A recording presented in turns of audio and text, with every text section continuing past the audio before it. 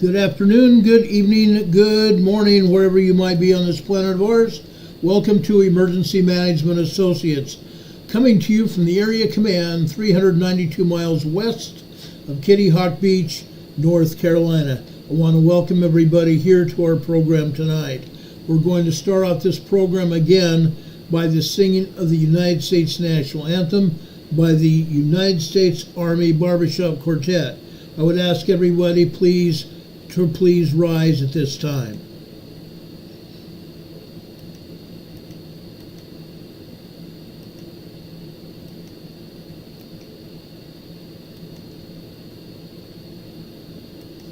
I pledge allegiance to the flag of the United States of America and to the republic for which it stands, one nation, under God, indivisible, with liberty and justice for all. Now would you make welcome straight from Washington, D.C., the United States Army Corps Quartet. Yeah.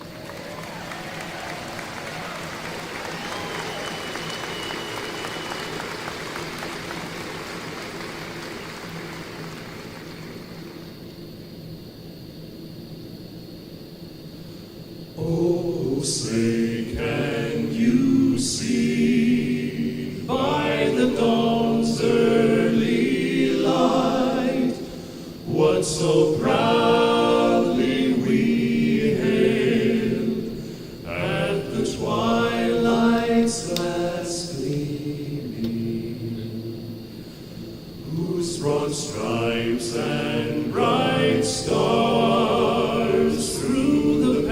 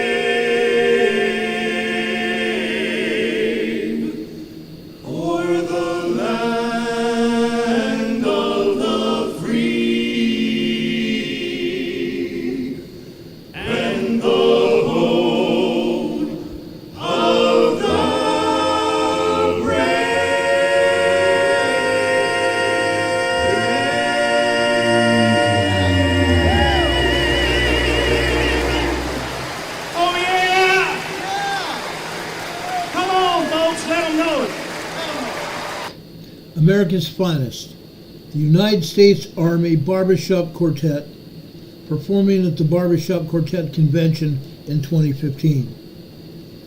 One of the reasons I play this is because we love our military and we love the United States of America. Without the United States of America, the other countries around this world may or may not exist. We love our military. We love our allied military forces as well. We ask the Lord to bless each and every one of them, that they may return home to their families after their tours of duty end. I want to thank each one of them from the bottom of my heart for the country that we have, because quite frankly, the United States military helps support each one of us. They help protect our countries. Our allied forces help protect the world and their countries with the United States of America. We could not do it without them. I thank them from the bottom of my heart. Whenever I see them, I thank them for their service and shake their hand. And many of them say they've never heard it before. I would ask each one of you to do the same thing in your own countries. Whenever you see one of your armed forces members in uniform, thank them for the service. they would greatly appreciate that so much. Thank you very much, gentlemen. Gentlemen, ladies, we appreciate it from the bottom of our hearts. Before we get started, I want to thank each one of you for being here. Without you, we would not have a channel here. Fantasy Dog hasn't been here in a while. I want to welcome Fantasy Dog here. He just joined. Fantasy Dog just gifted one Emergency Management Associates membership. Donated to Kentucky Blue-Eyed Girl. Thank you so much, Fantasy Dog. Bless you. God bless you for that. And Kentucky Blue-Eyed Girl, thank you also. And be sure to thank Fantasy Dog for giving you a membership to the Emergency Management Associates people here, our own organization here on YouTube. We greatly appreciate that so much. Folks, I want to also thank again you all for being here. Please, folks, YouTube continues to unsubscribe people. I would ask each of you to please help us. Please make sure you're subscribed to this channel. If you're not subscribed to this channel, please subscribe. Resubscribe if you're not. If you've been unsubscribed. Resubscribe to our channel. When you do, click on the little bell icon. There's a small bell icon right next to the subscription button. Click on that. A drop-down menu of 3 items will come up. Click on the word ALL, all. That should get you notified when we come on the air. But not always, because YouTube doesn't always let people know that we're on the air. We come on the air between 6 p.m. and 7 p.m. Monday through Friday. Right now it's 10 minutes before 7. I had some trouble getting on YouTube tonight. I apologize. Again, YouTube doesn't like me, but I don't give a flying rat's butt about that. But what I give a flying rat's butt about is all of you. We have a wonderful program for you tonight. A lot of information. California earthquakes are happening in Southern California. We're going to be talking about that tonight.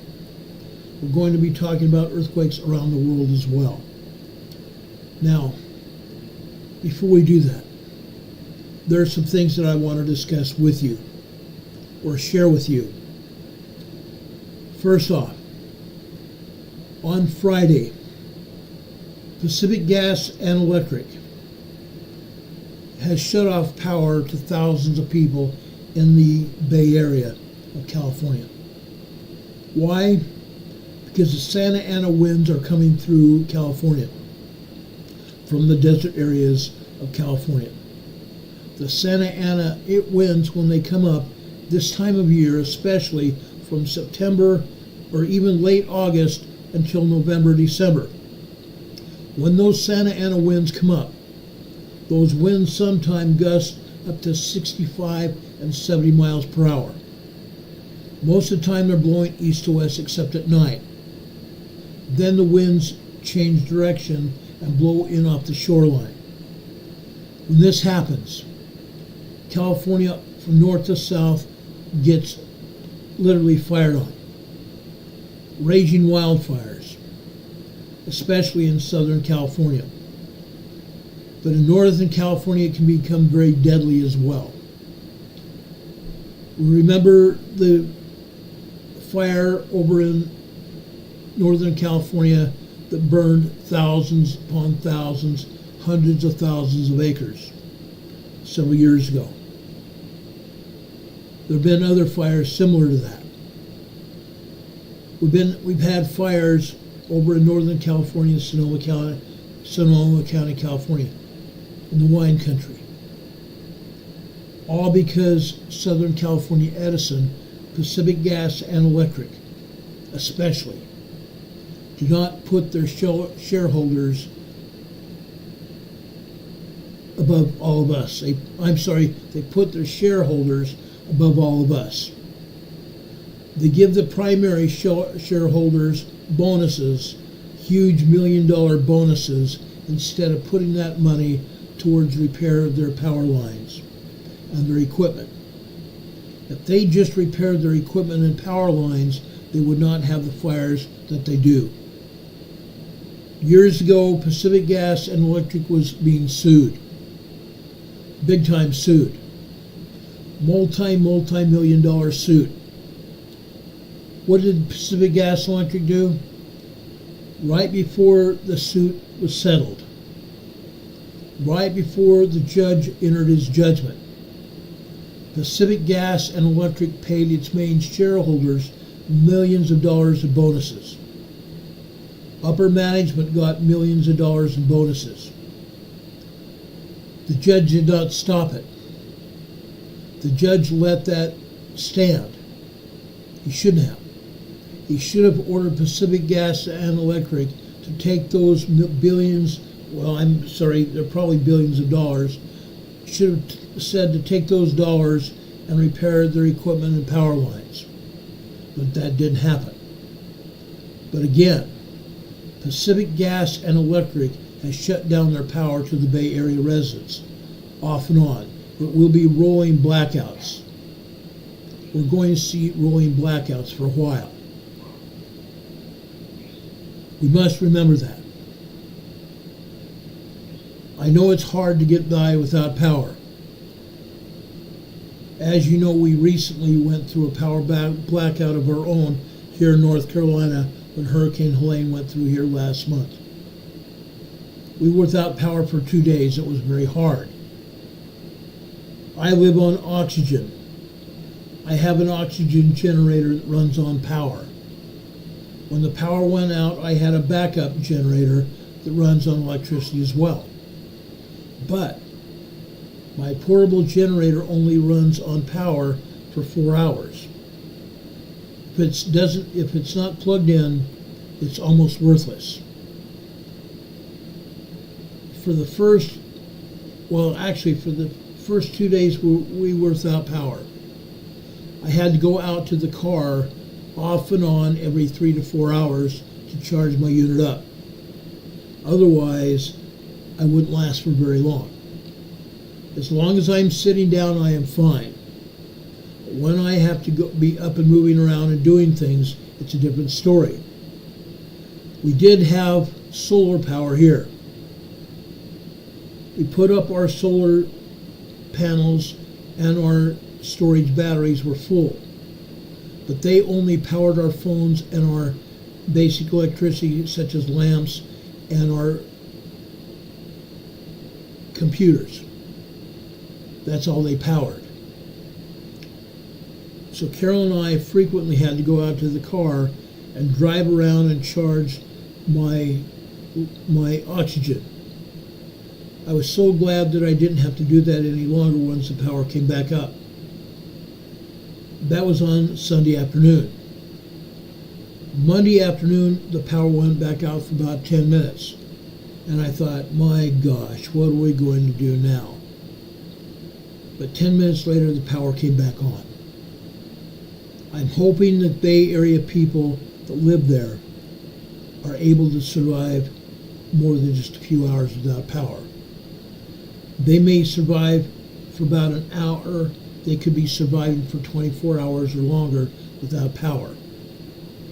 Because Pacific Gas and Electric is greedy. The power companies are greedy as all get out. We are praying for the people in California that the Santa Ana winds don't continue for very long. Usually they don't. They last for several days and then they stop. Most of the time. Incredible. Incredible. Anyway, Don Patoga's here in the chat. He's one of my mods and one of my best friends. He says, can you handle the truth? I'm asking you the same thing. Can you handle the truth? There's evidence that the truth matters. And it counts concerning your security and your well-being. It may not be comfortable for what you want to hear. But on this channel, you're going to hear the truth. Come heck or high water, we will tell you the truth. I just don't take news channels and put them on the air. I don't take any kind of evidence unless I can prove it. I vet everything we talk about here. I refuse to put it on my air unless it's the truth. What we're telling you tonight is the truth.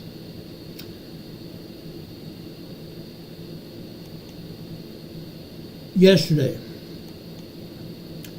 over in Pennsylvania, President Trump had been complaining that Kamala had never worked at McDonald's. And yet Kamala kept telling everybody during her younger years she worked at McDonald's. McDonald's has no record of her ever working. So President Trump arranged to work at a Pennsylvania McDonald's yesterday for about 45 minutes. It seems that President Trump paid the restaurant for him to be there. He paid for the food for everybody that he handed food to. He first was trained to handle the French fry machine, to make French fries for everybody. He marveled at how easy it was to fix French fries for people and not touch any individual French fry at all. He made French fries. He served French fries to people at the window. He served them to the people. This president means what he says and does what he means. He's leading the pack. He says what he means and he backs it up with fact. This president worked at McDonald's yesterday. Fact. He does what he means. He means what he says. Today, and I wish I could play, I had the time to play the news conference that he held here in North Carolina this morning. It was up in Asheville, North Carolina this morning. He told the people what happened. And he marveled at what actually happened himself. He loves the people. He loves the people. He wanted to assure the North Carolina people that they would recover. He assured the North Carolina people that they would recover from the storm of Hurricane Helene. Thousands upon thousands of people have been displaced by the hurricane. Behind them you can see a Jeep parked there. Most of the time the cameras were pointed directly at the podium, where you can see debris behind him. Debris left behind by the river. Homes damaged. Homes damaged. It was bad. It was very badly damaged. And most of you have already seen the damage. Incredible. It was totally incredible. But he told the people that they would recover.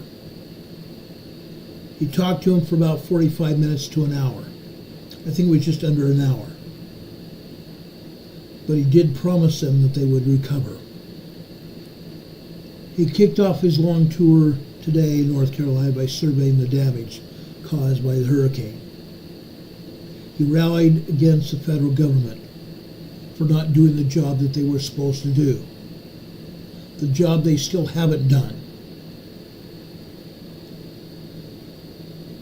He rallied against the federal emergency responders. He said, quote, "I think you have to let people know how they're doing.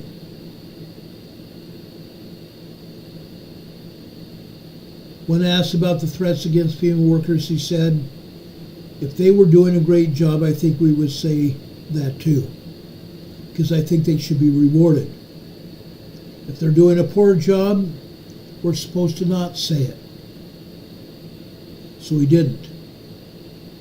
The Federal Emergency Management Agency recently paused its recovery effort in the area amid a flurry of threats and reports of being targeted by militias, which was a lie.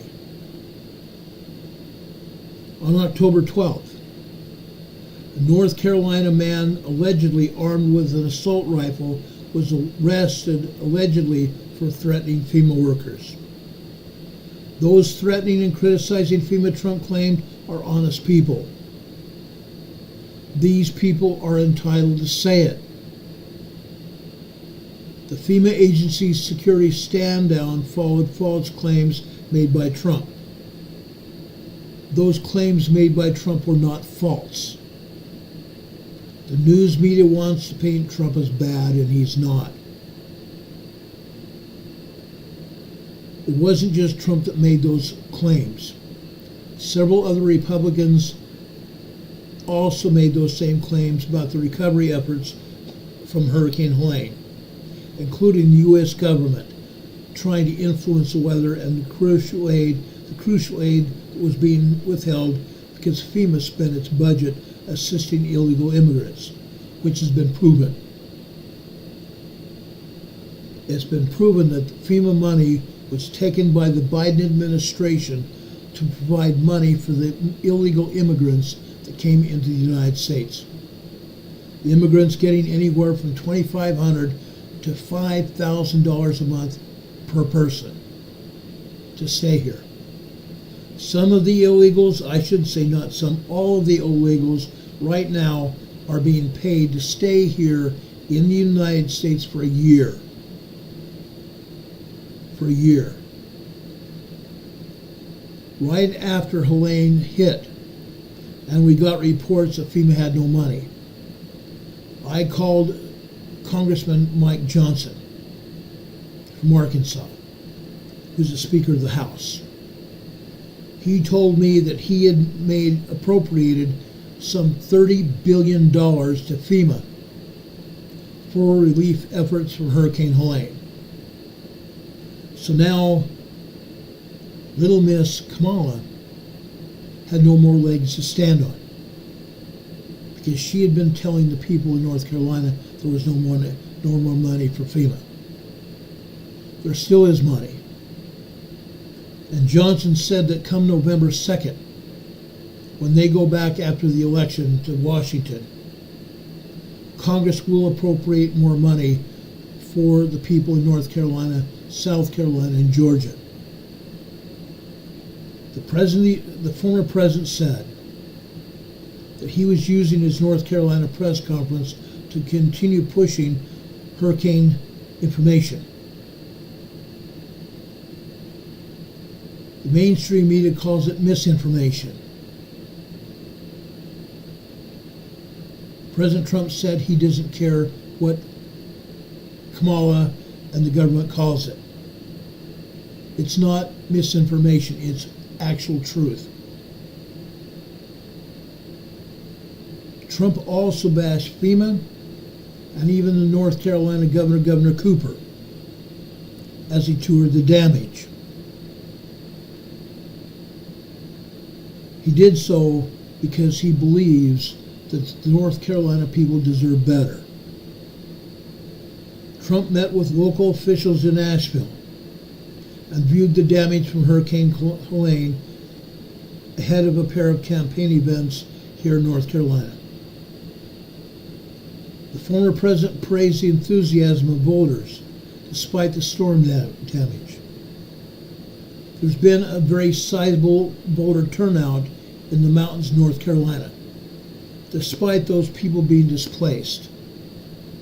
Some people stayed on their property so they would be able to vote in the precincts where they lived.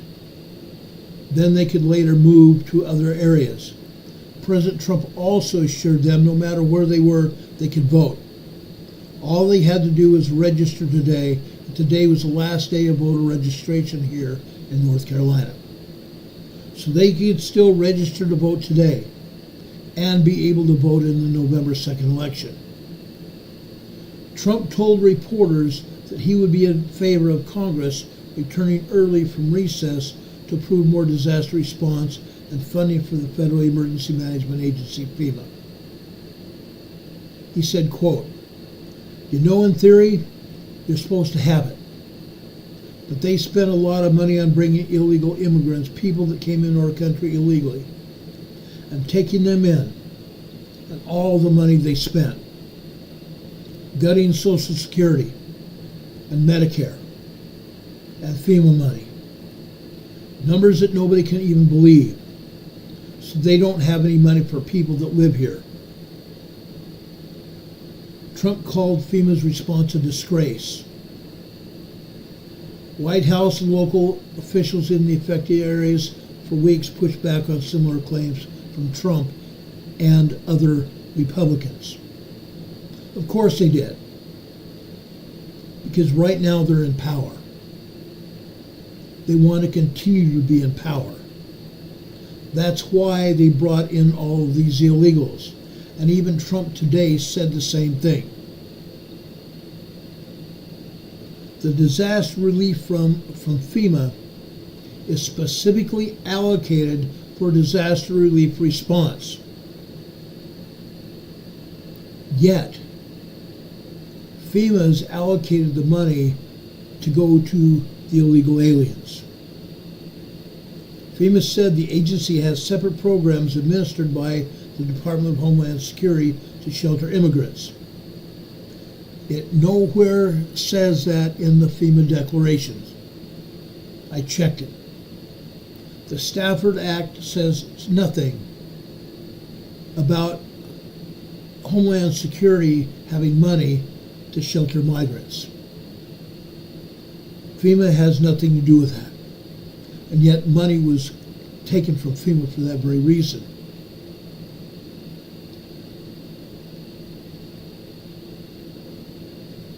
The former president was asked about a recent report of the armed man in North Carolina threatening FEMA workers and whether his rhetoric attacking the agency made it harder to respond to the storm. He said, quote, "Well, I think you have to let people know how they're doing. If they're doing a poor job, you're supposed to, if they're doing a poor job, we're not supposed to say it. If they're doing a poor job, we're not supposed to say it.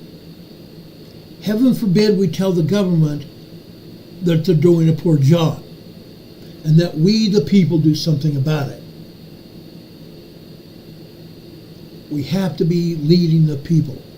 We have to be leading this country. We cannot let these people tell us what to do. They're supposed to do what we tell them to do and nothing else. And yet they're not doing it still." Asked about Governor Cooper's handling of the storm, Trump said, quote, "Not hearing the good things about the governor here, like I'm hearing about the governor in Georgia, as an example. I'm hearing about the governor in Georgia doing a very good job. And I don't really know the governor here in North Carolina. But I'm not hearing that he's done a very good job. So that's the only thing that I can say," unquote. Governor Cooper on Monday was also in Asheville alongside the FEMA administrator, Dan Criswell. Not this past Monday, but 3 Mondays ago. Governor Cooper was only there for a short time. He was being briefed by his aides. I don't believe he's ever been back here in the mountains of North Carolina. Trump has for weeks attacked the federal response to Hurricane Helene. It tore through Florida, Georgia, South Carolina, and North Carolina, killing more than 200 people and causing catastrophic damage. He previously visited Georgia and met with Governor Brian Kemp. President Biden and Vice President Harris have both visited affected areas earlier this month, and they did meet with some local officials on the ground. And they blasted Trump for allegedly spreading misinformation, which is BS. I showed you a picture a couple weeks ago when Kamala did a Photoshop, or should I say a photo shoot, with a National Guard plane that had been loaded with supplies. It was only a photo shoot. As soon as the pictures were taken, the plane was unloaded and the plane went nowhere. The plane did not even make it up to Western North Carolina. It didn't make it up to Hickory, where the plane would have landed and the supplies unloaded and taken up to Asheville and the affected communities. That never happened. That never happened. There was a photo shoot done on board Air Force 2 with Kamala at her desk on board the plane, allegedly writing on paper. I showed you a picture of that. And yet, Kamala was not writing anything. The paper was blank. This tells you what Kamala does. She lies to the public. She has no intention of doing her job. And during the past 2 weeks, Kamala has been blasted by the media. Kamala has been blasted by the media because the media is also not doing their job. Heaven forbid the media does their job in telling the people the truth. I've never been during my life in an area of the United States where I've seen the media not tell the truth like they're not telling the truth today. They're not. But still, what is going on?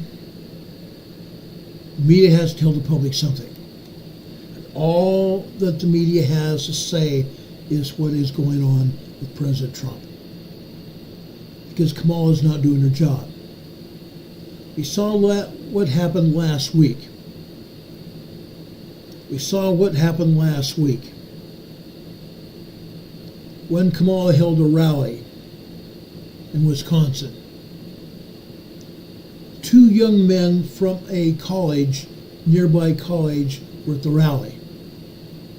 And they said something about supporting Jesus Christ.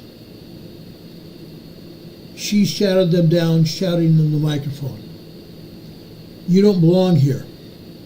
That rally is several blocks down the street."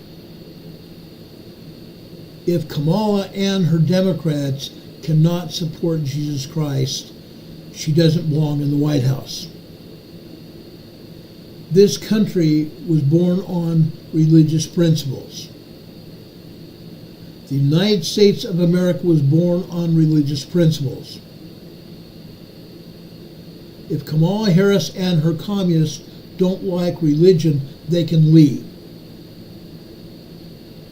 If they don't like religion, they can leave.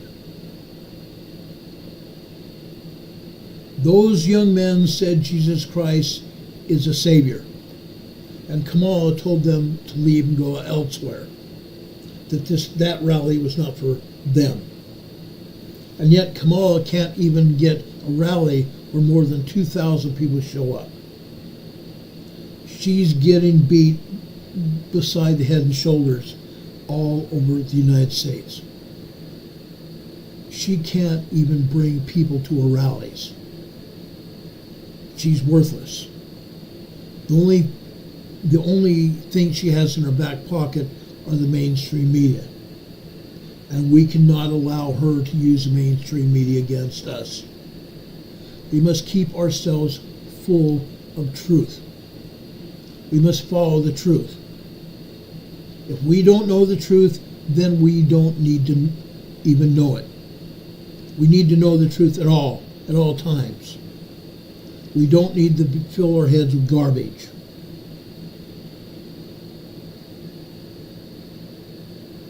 We need to fill our heads with truth. Don't let the mainstream media tell you otherwise.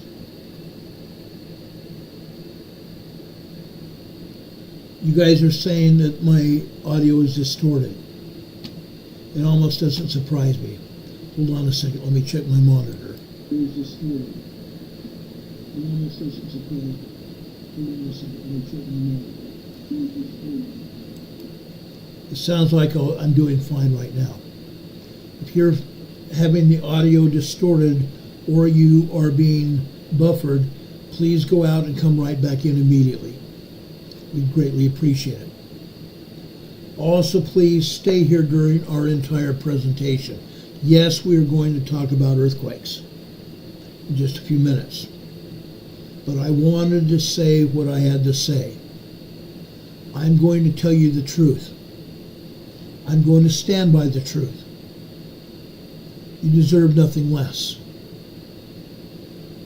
Please, folks, stay here for our entire presentation. Also, please give us a thumbs up. YouTube judges our program on basically 3 elements, analytic factors. Number 1, the number of people that are watching our program. Number 2, the amount of time you spend here watching our program. If you only spend 10 or 15 minutes watching our program, then you're not going to get anything from it. You might as well not be here at all. Stay here for a good share of our program, or all of it. I would very much appreciate if you were here the entire time. The other thing is, thumbs up. The amount of time you spend here, the number of people that watch our program, and our thumbs up. Folks, knock out that thumbs up. Smash that button. Smash that button. Number 4, I need to tell you this. I need to tell you this. YouTube is suppressing our program again. I think I told you this at the beginning. I'm going to say it again. Check your subscriptions. Make sure you're still subscribed to this program. If you're unsubscribed, please resubscribe. 21 to 25% of the people that watch this program are not subscribers. Please subscribe to this program. It's almost an emergency. You need to subscribe to this program so you know what's going on. We're not going to lead you astray. It's not going to happen. Please subscribe to this program. Imagine what it would happen if YouTube saw a sudden huge response to subscribers here. What if YouTube saw hundreds of people subscribe to this channel? It would blow YouTube's mind. Then they would have to let other people see this program. They would have to, by their own figures, allow other people here on YouTube to see this program. So please subscribe to this program. It's an emergency situation. They've unsubscribed people. Just a week ago, we had 5,778 people subscribe to this program. Right before I came on the air, we were down to 5,672, or 62. It was 62. Please subscribe to this program. It's very much important. We want to grow this channel. Please also tell your friends and relatives, your family and extended family, the people you associate with here on social media, and also the people you work with. I will never say anything embarrassing that you would be embarrassed to share this program on. So please share this program far and wide. We need to grow this channel, not for me. It has nothing to do with me. We need to grow this channel to get the emergency information out. We talk about emergencies and disasters. We talk about emergency preparedness. Things are happening. Things are happening. We want to get the information out. It's absolutely an emergency situation. We need to get the information out. Now, I've talked about those other things. I want to talk about earthquakes really quick. I'm going to go over to the USGS map. I hope you guys don't mind for a few minutes. I'm not going to stay here on the map for very long, but I want to share this with you. I feel it's necessary. Sorry guys, I've got allergies. I got allergies bad. It's crazy. Okay. The Pacific Northwest. We talk about the Pacific Northwest almost insanely. That's because we have a major earthquake coming. We've had earthquakes up along the area of Oregon, just off the coast of Oregon this past week.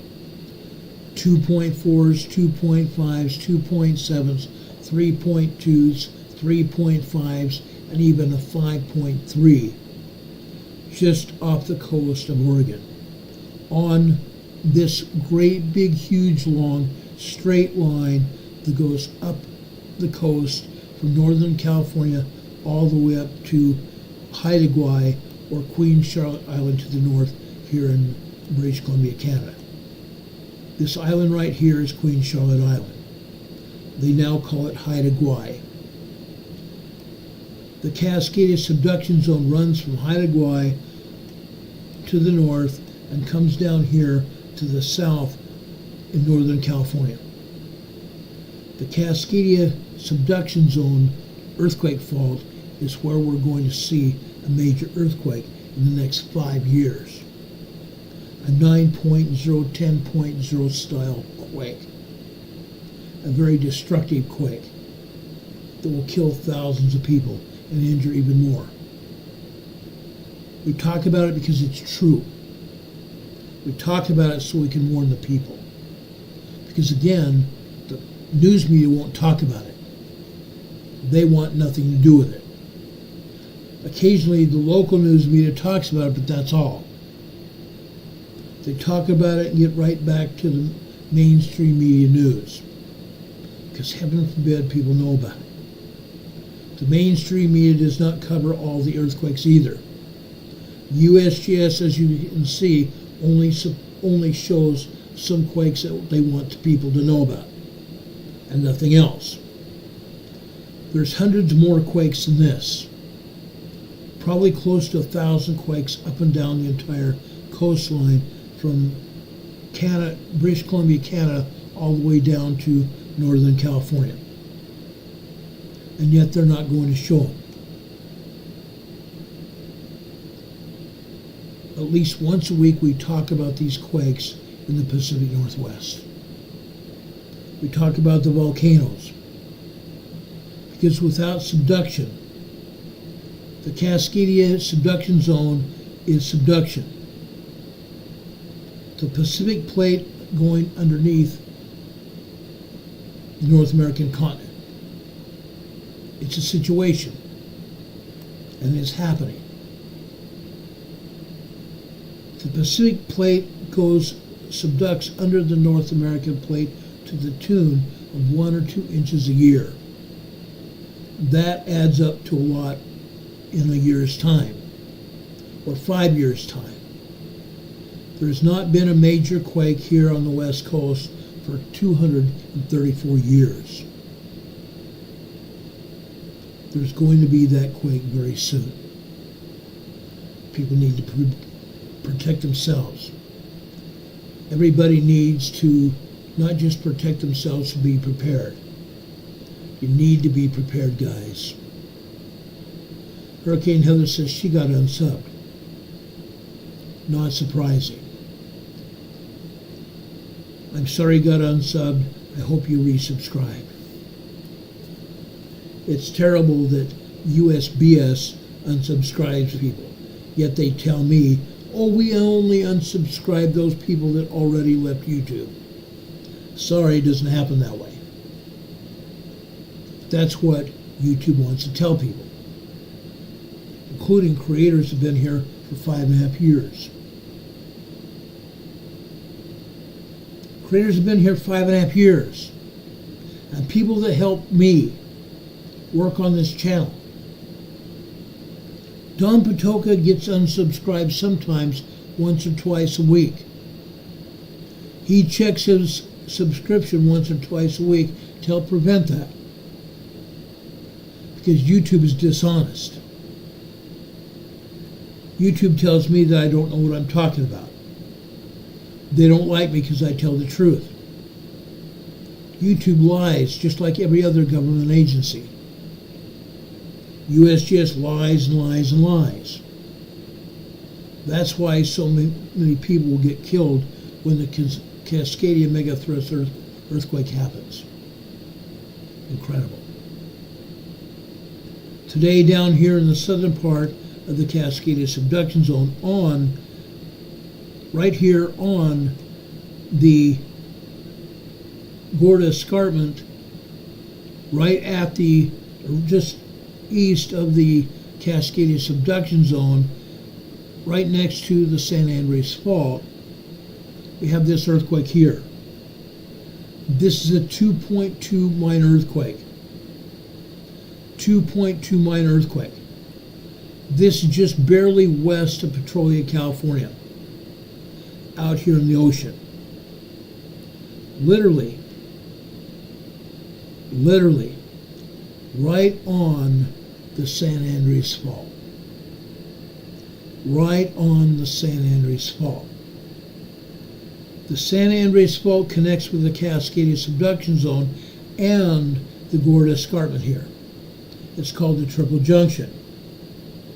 When that earthquake hits the Pacific Northwest, the seismic energy is going to travel down the Cascadia subduction zone and possibly the Juan de Fuca Fault as well. And both of those faults lead here to the Gorda Escarpment. They lead here to the Gorda Escarpment. Regardless, the seismic energy from the Cascadia megathrust earthquake, a 9.0, 10.0 earthquake, is going to come here, and it's going to trigger the San Andreas Fault. When it triggers the San Andreas Fault, that energy is going to travel down the San Andreas Fault. What major city does it come to here in Northern California? What major city does it come to first? San Francisco. San Francisco. The San Andreas Fault approaches San Francisco Bay to the west. That seismic energy will affect San Francisco Bay and everybody that lives anywhere near it. There's going to be a major catastrophe here, as well as in Seattle, Canada, and even Alaska to the north. Major catastrophe because of that earthquake. Right after it leaves the San Francisco Bay area at Monterey Bay, it continues to go inland. It continues to go inland. It goes inland east of Santa Barbara here. It continues east to the north part of Los Angeles to the east and continues east of Los Angeles, as you see here. Then it travels into the Imperial Valley, east of San Diego County. It travels east into the Imperial Valley. This area here is going to also feel the brunt of the Cascadia megathrust earthquake. While it may not be a 10.0 seismic energy here, it's going to be terrifically powerful.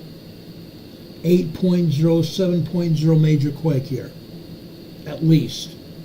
Scientists don't know how powerful it will be once it reaches this area, but it's going to be powerful. And it's going to continue into the northern part of Mexico.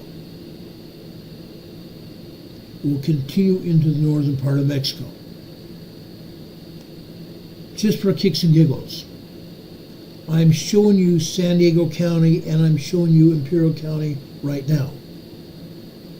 They're not showing any earthquakes here in the Imperial County, where the Salton Sea is. They're not showing you any earthquakes here. I'm going to tell you this. I'm going to show you seismograms from the Imperial County, which will prove beyond a shadow of a doubt that there are a lot of earthquakes here in the Imperial Valley.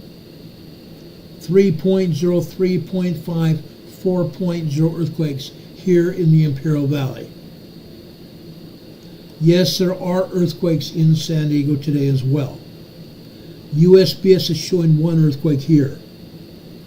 They claim it's in Chula Vista, California. Chula Vista is just south of San Diego City. Chula Vista is south of National City, which is its northern neighbor. Here in Chula Vista is just north of the Mexican border.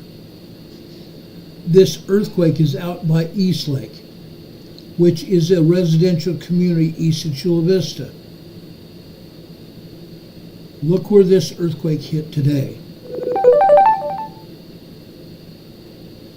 Look where this earthquake hit today.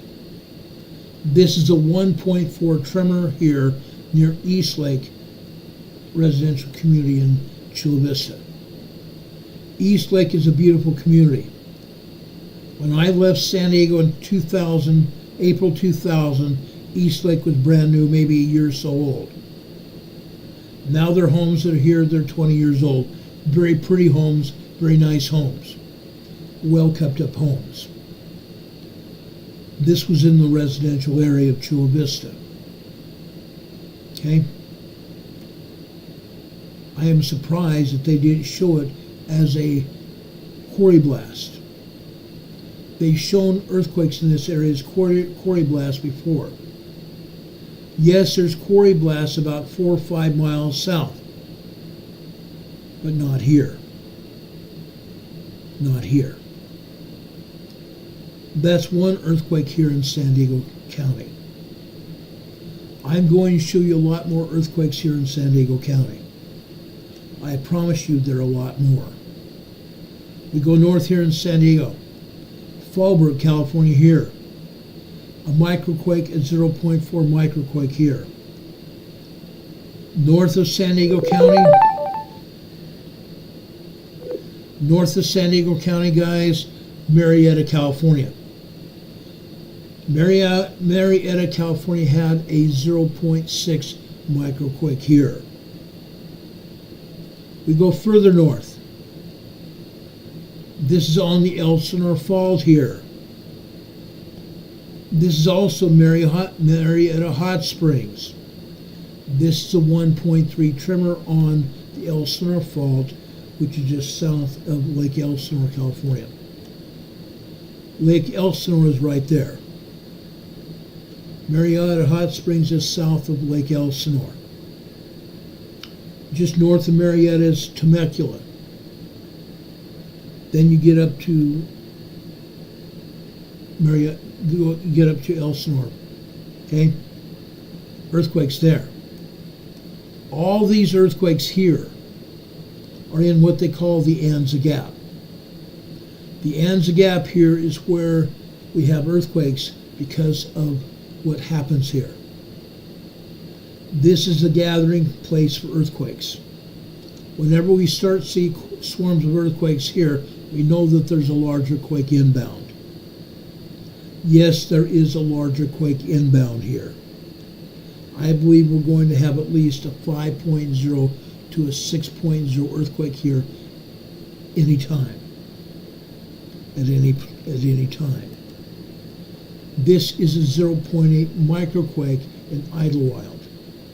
Well, I'm going to show you a lot more earthquakes in Idlewild in just a few minutes. Remember where I showed you this quake? Idlewild, California. I have a seismogram showing you seismic energy here. Okay? This earthquake here is also in Idlewild and 0.7 microquake here. Earthquakes north of here. Okay? This is Beaumont, California, also on the San Andreas Fault. This is a 0.9 also in Beaumont, California. We go east. Yucaipa, California. This is a 1.0 tremor here in Yucaipa. Just north and west of there. This is also in Yucaipa, 1.1 tremor. West of there. A 1.0 also west of Yucaipa here. To the north. Colton, California. A city in Los Angeles County. Colton, California. This is a 1.1 tremor. I wonder what else we're going to have.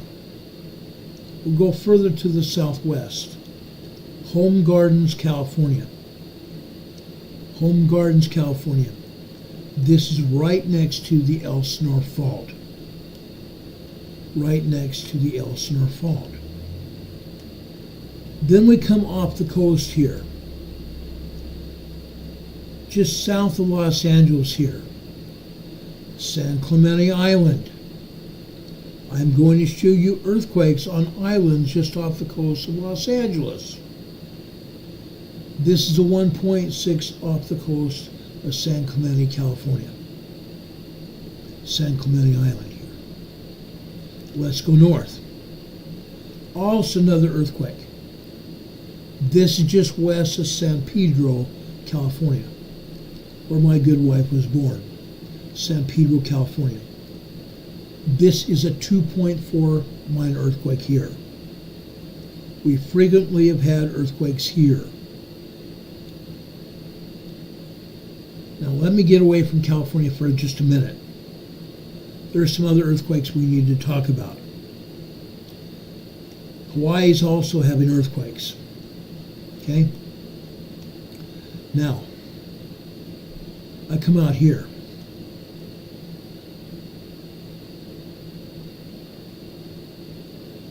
I'm sorry, that was not Hawaii. That was down in the Fiji area.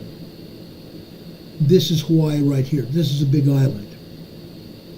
Just off the coast of the big island here, off the coast of Pahala, Hawaii, we have a 2.4 earthquake. Why? Because there's an underwater volcano here. It's what they call a subterranean volcano. Okay? A seamount volcano. Undersea seamount volcano. Earthquakes happen there. Why? Because magma is incoming to those volcanoes. The volcanoes are recharging here. Down here on land over here in Pahala, this is a 2.2 earthquake. A minor 2.2 earthquake. This is just south, 1 mile southwest of the town of Pahala right here. This is the town of Pahala. My good friend Laura has children that live here in Pahala. And one of her grandchildren just graduated from high school right there. Pahala High School. During this past summer, she and her husband John went here to Pahala to watch their grandson graduate from high school. Earthquakes here in Pahala. Then further north, this is a 1.2 earthquake. This is south and east of the volcano. South and east of Kilauea. Kilauea volcano. Kilauea volcano is right here. Kilauea volcano is in the Halemaumau crater. Halemaumau crater. This is an old picture of Kilauea volcano. The lava here in Kilauea here, this picture was taken several years back. Remember back in 2019? The volcano drained out. Kilauea and Pu'u'oa volcanoes drained out. The scientists wondered where the lava went. The lava went out to the East Rib Zone. The lava went out to the East Rib Zone. Over here in what they call Fern Forest. Over here in Fern Forest, we have a 1.8 tremor here. Over here near the rim of Kilauea right now, we have a 1.8 tremor. The lava at Kilauea is within about 100 feet of the rim of the volcano. There is a caldera here. The last time there was an eruption, the lava creeped up. The caldera is just a lava floor where the lava solidified last time it erupted. Occasionally, there is fountaining going on at the volcano. The fountaining increases the amount of lava that's up on top of the caldera. Right now, the lava has ceased erupting. However, it could.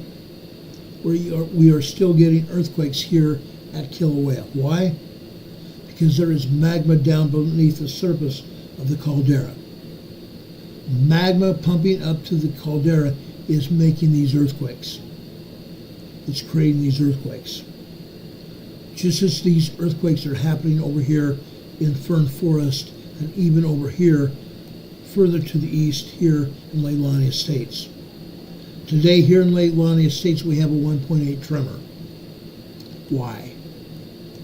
If you remember back in 2019 when the lava went out of Pu'u'o and Kilauea volcano, 24 fissures opened up here in Fern Forest and Leilani Estates. The lava burned through homes and vegetation out here. Orange groves, lava groves, all kinds of trees were destroyed, and homes were destroyed as well. Some 1,500 homes burned down because of the lava here that oozed out of the fissures. Some of that lava oozed out far enough to make its way to the ocean. This is an old photograph, like I said, of the Big Island. These clouds here are clouds of lava plumes, sulfur dioxide and carbon dioxide clouds. Carbon dioxide generated by the magma or the lava coming up from the fissures below it.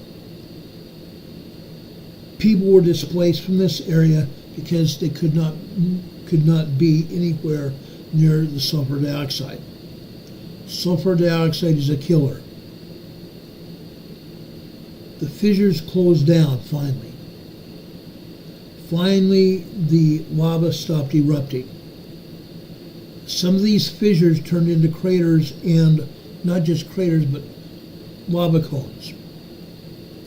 The Hawaiian people named lava cones volcanoes. They named the lava cones volcanoes. Okay? Hopefully that will never happen again. But, as you can see, we're still having earthquakes up here in Leilani Estates. When the fissures erupted the last time back in 2019, lava made its way over here to the northeast side of the Big Island. I don't remember how many acres or hectares of land that was added to the Big Island after the eruption, but many acres were added. I think it was 400 acres or something like that were added to the Big Island because of that eruption. This gray area or brown area you see here is lava that made its way to the ocean. Okay? Anyway, that is what is happening. Well, there's one other earthquake. Yes, I did show it to you. I did show you this earthquake that just happened just south of the town of Pahala. A 2.2 earthquake here. It just happened. It was a red earthquake, meaning it just happened. Also, west of there here, over on the western side of Mauna Loa here, another earthquake here, 1.5 tremor. 1.5 tremor. Magma is still coming into this volcano.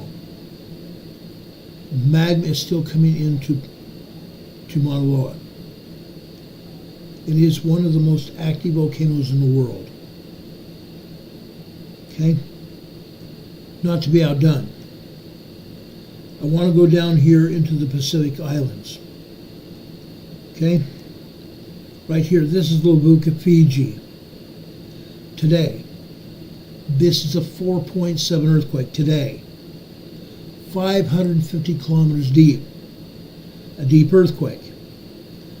Last week we told you about a 4.7 earthquake that hit. It was also a deep earthquake. 610 kilometers deep it was.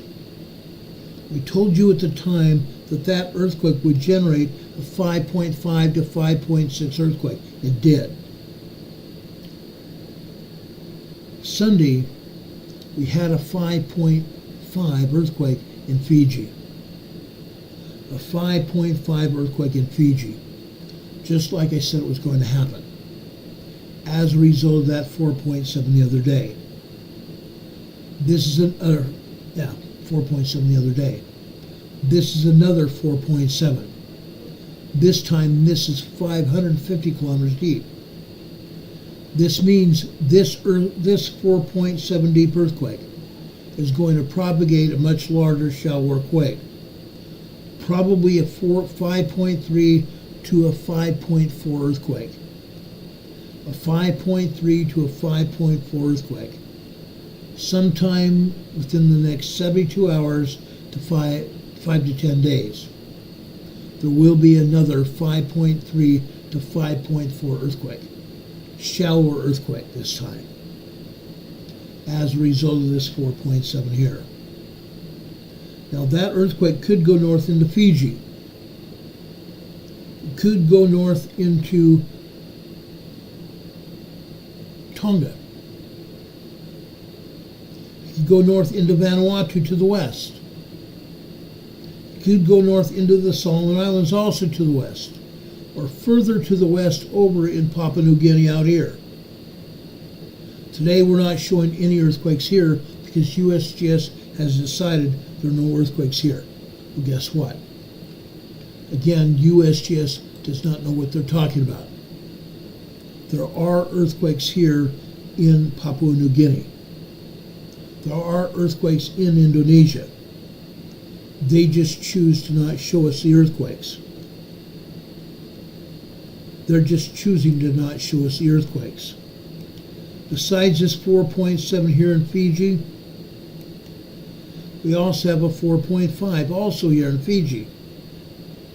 245 kilometers east-northeast of Lubuka, Fiji. This is 530 kilometers deep. This is going to result in a stronger, shallower quake, probably a 5.2 to 5.3 earthquake. A shallower, stronger earthquake, 5.2 to 5.3 earthquake, sometime within the next 72 hours to 10 days. And I would again say it might be 5 days. That's what we're seeing as a turnaround time for some of these earthquakes. That's happening. USGS is also not showing earthquakes here in New Zealand, but there are. But again, they're choosing not to show anybody anything. However, they are showing one earthquake right here in Indonesia. Malmur, Indonesia, east of Java. This is a 4.3 moderate earthquake. USGS is calling these light earthquakes. Again, I'm going to say this. These are not light earthquakes. Moderate earthquakes can cause moderate damage when these earthquakes hit islands or any kind of land. They can cause damage. They can knock pictures and things off walls. They can knock knickknacks and books off shelves. They can rattle dishes and plates in cupboards. If there's something glass or anything like that sitting on a cupboard or any other place on a table, it can rattle those and sometimes break them because of the strength of those quakes. It can happen. This happens to be out in the ocean. A 4.3 in the Banda Sea here. The ocean waters here absorbed the shock waves of this quake. This was still a fairly shallow quake, and it was 290 kilometers deep. That is still considered a shallow quake. We go north, right up here. Guess what, guys? This is also in Indonesia. This is a 4.5 earthquake here. However, there's one earthquake stronger. This is a 5.0 earthquake. Now, they had downgraded this earthquake from the very beginning. This came out as a 4.7. They upgraded it to a 5.1 and downgraded again to a 5.0. Okay? A large earthquake. And you can see what happens when we have large earthquakes. Large earthquakes cause what they call aftershocks, don't they? Aftershocks. In this case, there's 8 aftershocks. 8 aftershocks. This is also 5.2. Large earthquake. Why? This earthquake happened at 12:15 a.m. this morning Eastern Time. This earthquake happened at 4:38 a.m. this morning. So this is actually an aftershock from this quake here, 5.2. This earthquake was a 5.7. This happened at 2:32.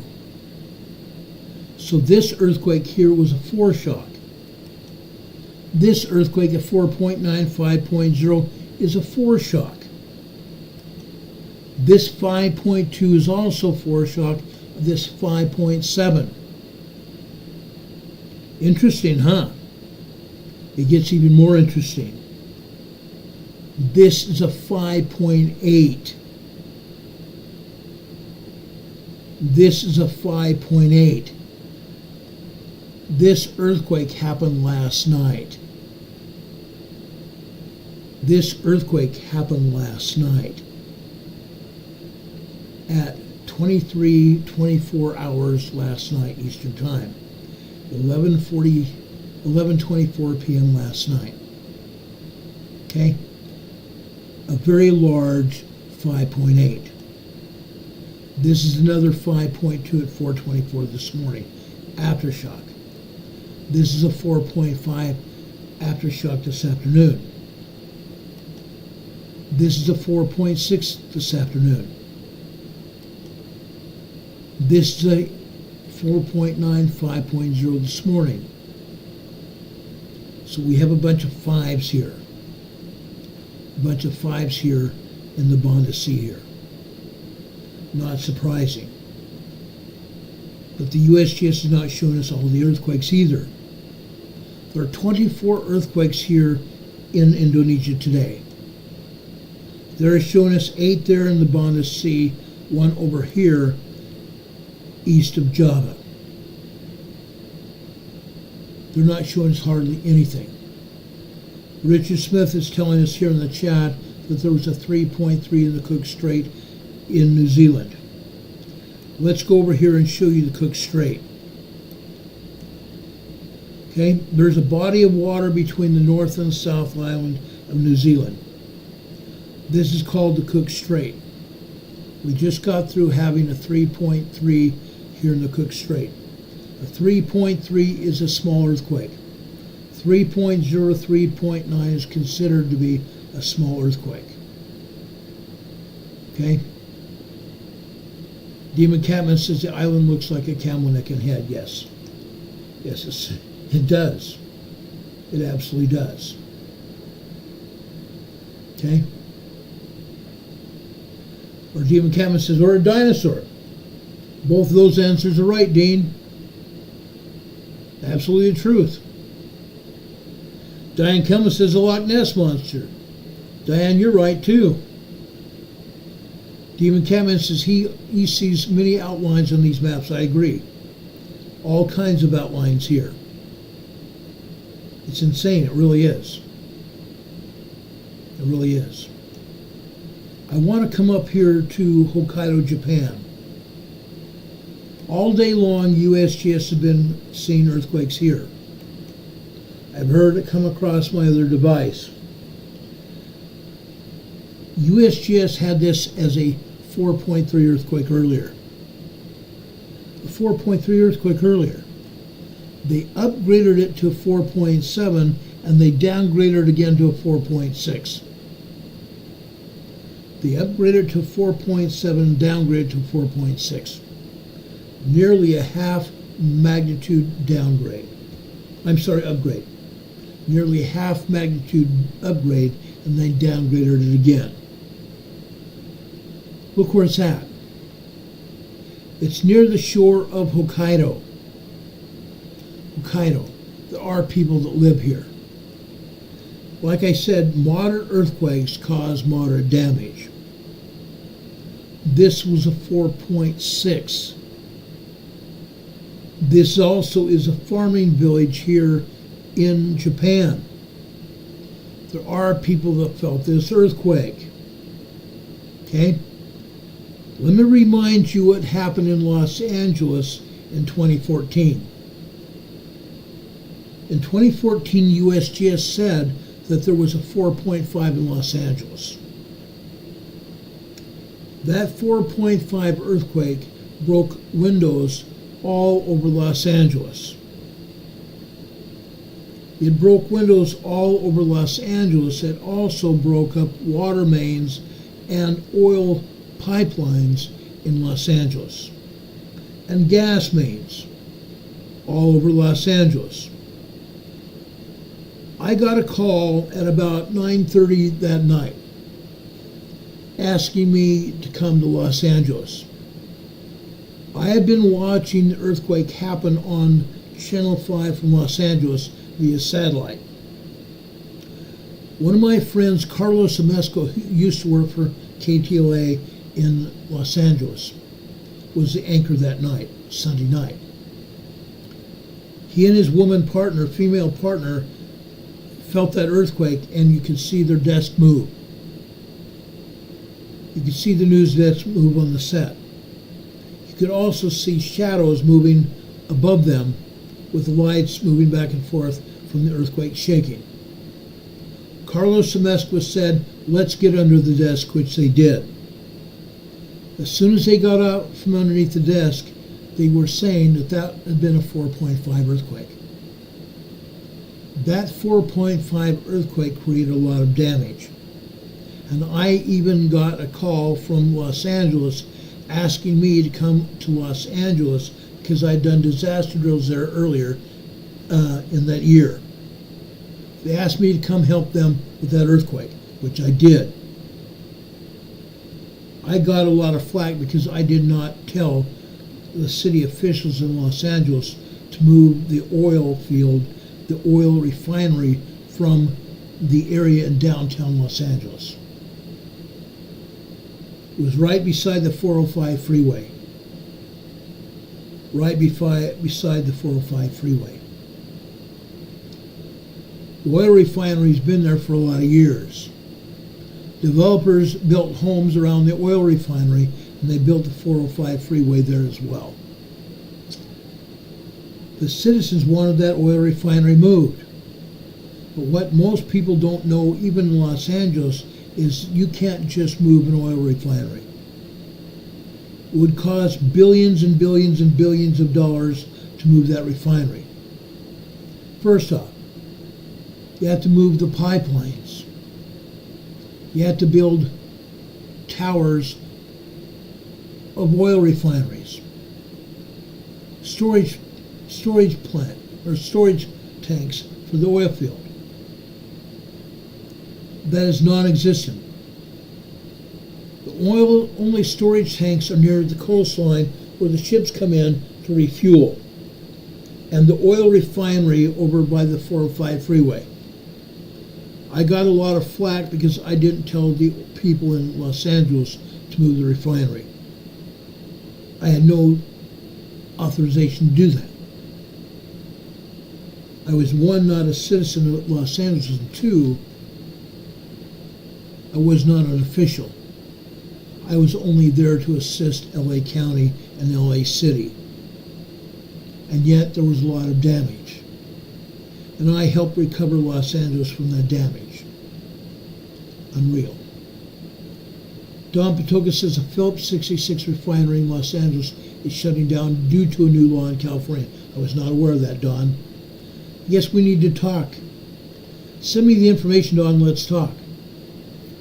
I would love to know that information. That means they have to move the oil refinery. Oh, joy. Oh, joy. That's going to be a big deal. That's going to be a big deal. Unreal. Unreal. I can't wait to see that. But here again, over in Hokkaido, Japan, a 4.6 earthquake. And I believe this was probably a stronger quake than that. Okay? Hokkaido, Japan, guys. But still, they're not showing all the earthquakes in Japan either. There was an earthquake over here in the Rat Islands, Attu Station, Alaska. This was a large 5.0 here, Attu Station, Alaska. We've had many earthquakes here. Why that seismic energy here, 5.0 large quake? That's because we've had other earthquakes here, down here in Japan, down here in Indonesia, over in the Philippines, large earthquakes here. That seismic energy's gone north, all the way up these fault lines here. We've had large earthquakes here off the coast of Kamchatka Peninsula. This is a 4.4 earthquake here off of Kamchatka Peninsula, 35 kilometers deep. This large earthquake in Attu Station, Alaska is 43 kilometers deep. This seismic energy is going to move east.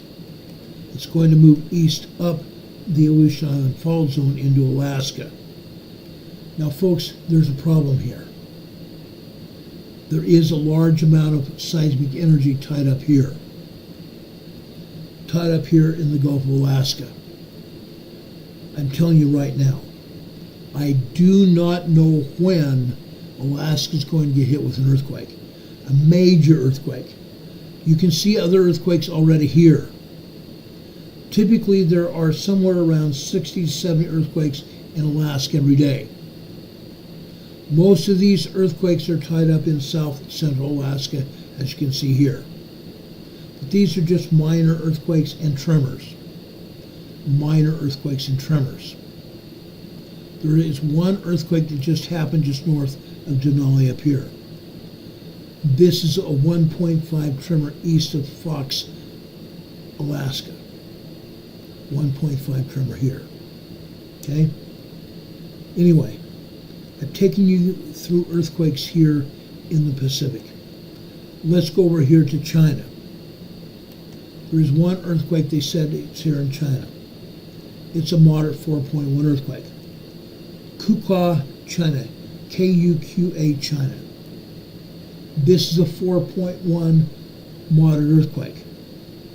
10 kilometers deep. 10 kilometers deep is equal to 6.2 miles deep. These are not the only earthquakes on the map. There are other earthquakes here in the Middle East. There's other earthquakes here in Europe. But again, USGS is deciding not to tell us about it. Why? Because heaven forbid they tell us what's going on. Heaven forbid, didn't mean to do that. Heaven forbid we tell them what's happening. Because they're going to have to be honest and tell the people what is really going on. There is a much larger earthquake looming for Italy, for example. There is a swarm of earthquakes that have been happening here in central Italy. Swarms of earthquakes mean there's a large earthquake brewing. Swarms of earthquakes means there's a large earthquake brewing. It's going to happen. There are other earthquakes also here in Greece. There's a bunch of earthquakes here in Turkey as well. Heaven forbid they tell us. Now, over here in eastern Turkey, I'm going to tell you right now, there's 52 earthquakes here in eastern Turkey. Why? Because at the beginning of last week we had, actually the weekend before last, we had a 6.0 earthquake. A very strong 6.0 earthquake. Why? A year and a half ago, February 3rd, 2023, in this same area right here, we had a 9.0, 10.0 earthquake. USGS tried to pass it off as a 7.8. At the time it happened, I told everybody it was actually a 9.0, 10.0 earthquake. That earthquake, when it hit, opened up a fissure here in Turkey that was 12 miles long and 8 stories deep. An 8-story building could fit into the depth of that fissure. 12 miles long, 8 stories deep. That's the size of a fissure that opened up with that 9.0, 10.0 earthquake. Can you imagine what's going to happen with Cascadia? Exactly. Now, we are still having earthquakes here. That 6.0 earthquake that happened a little over a week ago. Folks, that was an aftershock. It was an aftershock of that 9.0, 10.0 earthquake that happened a year and a half ago. This area is receiving aftershocks every day. So most of those are 1.2, 2.3, 2.5 earthquakes. However, once in a while we get a 4.5, 5.0 earthquake. This is going to happen for years. After we have a major earthquake like that, aftershocks happen for years and years and years afterwards. It's happening now. It's happening now here in the Turkey-Syria border region. Now, why do I believe that? You only have to come over here to Puerto Rico. Puerto Rico. Go down over here on December 26th and December 28th, 2019. I've told you about these earthquakes before. I'm going to tell you about them again, only to prove a point. Only to prove a point. Let me open up our webcam here. This organization here, I do not want anyone in the chat to put up this name. Do not use this name in chat. This organization right here opened up 3 facilities, turned on 3 facilities on December 26th and December 28th. One facility was in Norway. One facility was in Russia. One facility was in northwestern Australia. This facility here opened up those antennas, turned on the electricity, and triangulated Puerto Rico. They triangulated Puerto Rico. And as you can see here, southwestern Puerto Rico is still getting hammered with aftershocks almost 5 years later. December 26th and December 28th this year will be 5 years. We're still seeing aftershocks today. Folks, this earthquake right here, this is a 2.3 minor earthquake. Most of these earthquakes that hit this area still are minor earthquakes. However, once in a while we still get a 3.5 to a 4.5 moderate earthquake. 3.5 is a small quake, 4.5 is a moderate quake. These earthquakes are going to continue happening for years, literally years. This is a 2.3 minor earthquake east of La Porguera, Puerto Rico, just south of that quake. South of the quake right here. This is a 2.5 minor earthquake, 7.3 kilometers deep. Also 4 kilometers, 2 miles east of La Porguera, Puerto Rico. Also further south out here, just off the coast. This is a 2.5 earthquake here. 6 kilometers, 3 miles southwest of La Porguera. 3 earthquakes today, almost 5 years later. 5 years later, after 2 major earthquakes hit this area. It's going to happen that way in Turkey for years. Turkey's going to get hammered for years. Promise you that. Now there's one other earthquake here in central Puerto Rico. This has nothing to do with the earthquakes in southwestern Puerto Rico. I don't believe it is. This is a 2.3 minor earthquake here. This is 6 kilometers, 3 miles west-northwest of Palomas, Puerto Rico. Palomas, Puerto Rico. A 2.3 minor earthquake here. That's what's happening. That's what's happening. Yes, you're seeing earthquakes here in the United States. This is going to continue to happen. Promise you, it will happen. Yes, we've had earthquake over here in Oline, Oklahoma. This is a 2.0 earthquake at an oil pumping operations here in Oklahoma. There are 586,000 pumping operations here in Oklahoma. Who knows how many hundreds of thousands pumps and jacks are going on in Texas. Over here in Texas. Over in Texas. This is Ackerley, Texas here. This is a 1.2 tremor. This is a 1.3 tremor also in Ackerley. Why are we having earthquakes here? Because 2 months ago we had a 5.1 earthquake here in Ackerley, Texas. Before that 5.1 earthquake we had 4 shocks. Then we had the 5.1 earthquake. Now we have dozens of aftershocks going on. These earthquakes here near Ackerley, Texas are aftershocks. This one is a 1.5 here in Midland, Texas here. Also an aftershock of the Ackerley, Texas earthquake. Down in southwestern Texas, we continue to see earthquakes down here. We will continue to see earthquakes here in southwestern Texas. We're seeing swarms of earthquakes. These happen every day. This is just a 1.6 tremor here.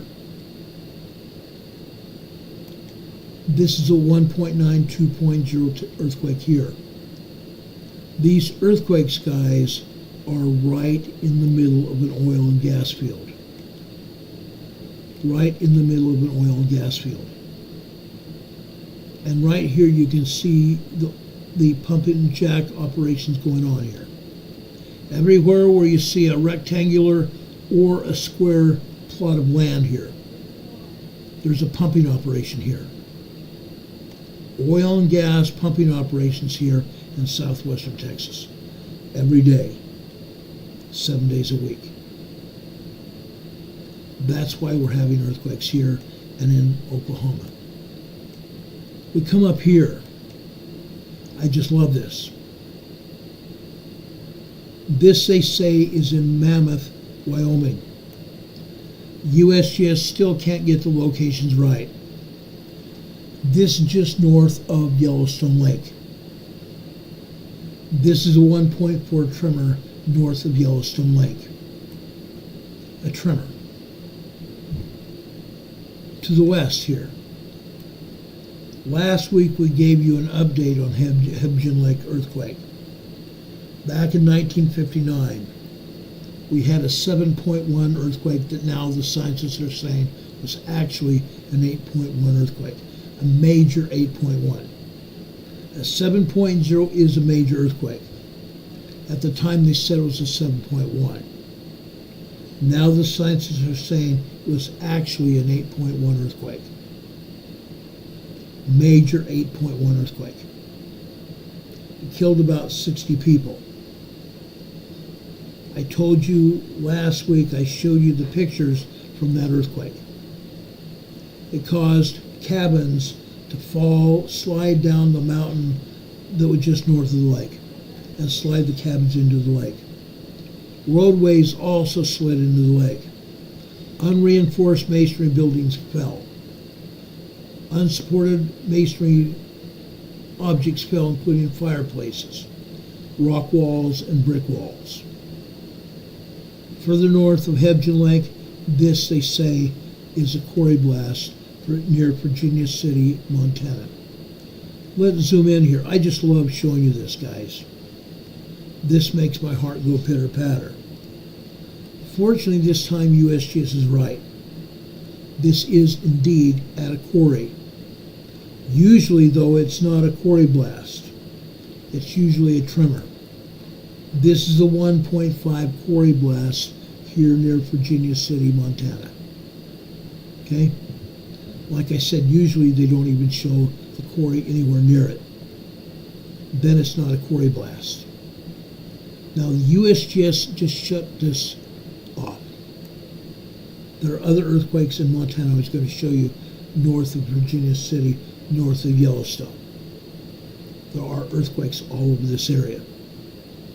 But since USGS shut this map down for me, I'm not going to show you those earthquakes.